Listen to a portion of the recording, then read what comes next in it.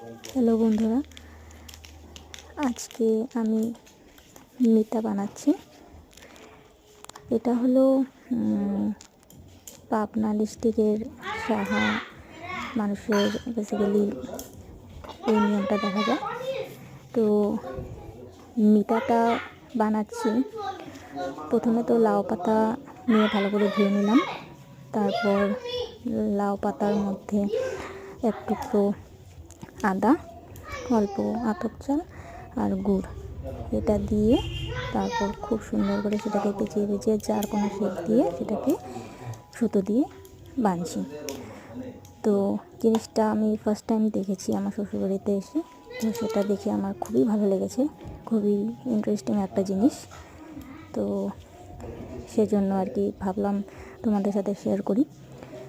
তো তোমাদের মধ্যে কাদের কাদের এই নিয়মটা দেখা যায় জানি না, তো সেটা যদি পারো কমেন্ট করে আমাকে বলো। ধন্যবাদ।